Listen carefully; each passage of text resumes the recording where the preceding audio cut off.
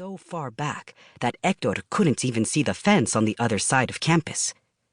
Did it go on forever? Probably. Everything seemed to in this town. Long streets, an endless horizon, so much space. There were no buildings leaning up against one another, no growing and diving hills with homes that seemed like they were riding the wave of the earth. Other kids were streaming up the steps into the school, and he took a deep breath.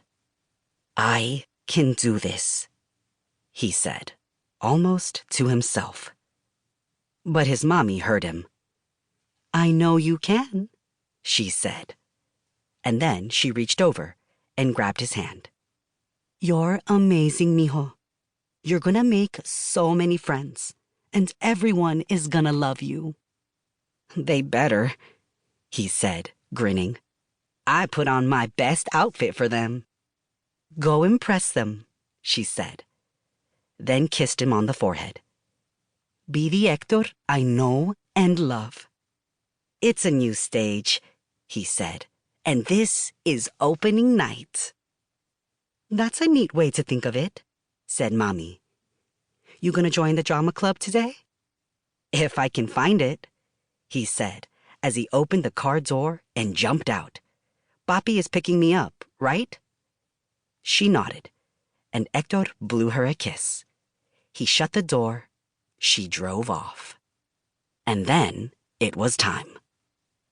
Héctor Muñoz stood at the bottom step, kids streaming around him and into the wide-open double doors.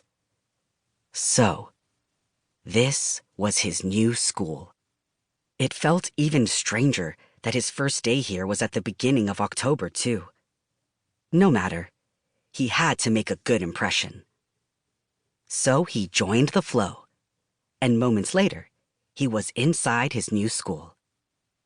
The halls were bright, the tile shiny, and the echoes of voices and scuffling shoes bounced around him.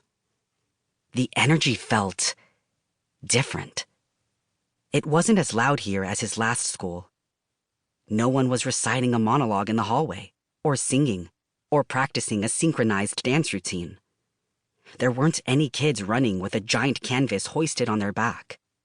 As he counted 6 kids wearing green cargo shorts, he deeply missed Tim and Sophia, his best friends back in the mission. "I'll have to text them," he thought, and he pulled out his phone. "No phones out in the halls!"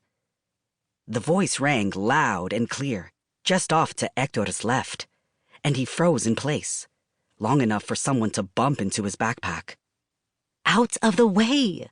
the girl whispered, and she looked over Héctor from head to toe, then shook her head, her blonde curls bouncing back and forth. Seriously? He thought. Did she just judge my outfit? But he had no time to say anything. A woman stood tall in front of Héctor, her arms crossed in front of her, and she wore a head-to-toe gray outfit. Gray skirt, gray blazer over a gray shirt, and a gray cloth headband pulling her brown hair back, with impeccably shined gym sneakers on her feet. Everything was perfectly matched. "Young man, did you hear what I said?" Héctor did, but he was still lost in all that gray. There was so much of it. Did she dress this way every day? He kinda respected that. "Sorry," he said, putting his phone back in his pocket. "I'm new here." She raised a brow high on her angular face, which only seemed to stretch it longer. "New," she said. "Did you already go through registration?" "Last week," he said. "Mommy brought me into..."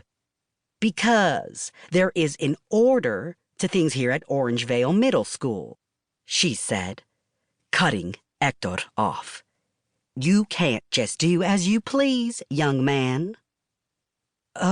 Okay." He frowned. "I wasn't trying to." "Did you read our handbook on student conduct?" Seemingly out of nowhere, she produced a pale pamphlet.